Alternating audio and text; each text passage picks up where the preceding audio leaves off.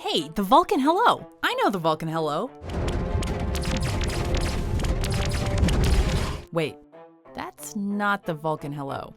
Welcome to WatchMojo.com, and today we're looking at the best Easter eggs, important moments, and theories from the premiere episodes of Star Trek Discovery. As science officer, I can provide a far more concrete and in-depth analysis than simply reading data off a monitor. Before we begin, we publish new videos every day, so be sure to subscribe for more great content. Today we'll be looking at the first two episodes that kicked off the series, the Vulcan Hello and Battle at the Binary Stars.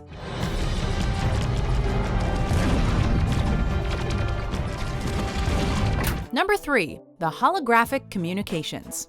You remember my first officer, Michael Burnham?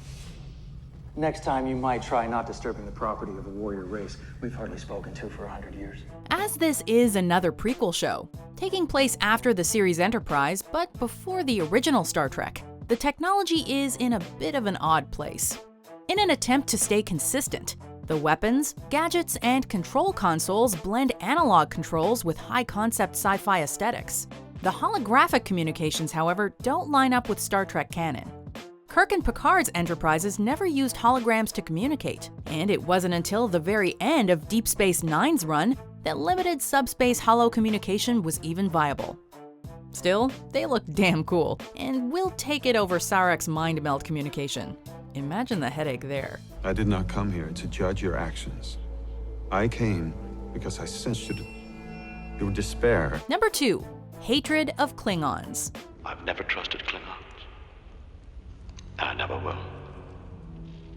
I've never been able to forgive them for the death of my boy. First Officer and series lead Commander Michael Burnham, played by Sonequa Martin Green, has a few parallels with previous Star Trek leads. Most notable, however, is her violent and very personal past with the Klingons. Klingon terror Stop!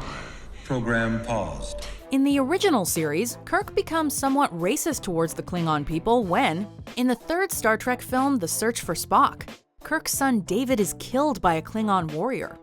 Similarly, in the Discovery premiere, we learn that Burnham's family was also killed by Klingons. While she insists that this is not a motivating factor in her aggressive decisions, we can't help but wonder just how much her training among Vulcans is keeping her feeling suppressed. Be very careful that your assumptions are not being driven by your past. This isn't about what happened, Sarek. Before we get to our favorite Trek moment, here are some of the best lines from the Discovery premiere. Captain, we have to give the Klingons a Vulcan hello. We were biologically determined for one purpose and one purpose alone: to sense the coming of death. I sense it coming now. I'd say you're too confident for your own good, but I've seen your record. As I have seen yours. And your confidence is justified. As is yours. Number 1, the real number 1. Now, she does a good job, all right. It's just that I can't get used to having a woman on the bridge. Of course, most viewers will have noticed Captain Georgiou refer to Commander Burnham as number 1, the nickname given to Commander Riker by Captain Picard in Star Trek The Next Generation. However, as far as Star Trek goes, number 1 actually goes much further back than that. In the original series pilot, number 1 is Star Trek's first ever female officer, played by series creator Gene Roddenberry's wife, Majel Barrett Roddenberry. All circuits engaged, Mr. Spock. Standing by, number 1. In fact, even though the pilot episode is considered canon, the character was removed during the show's post-pilot redesign. As a result, we never learn this seminal character's real name.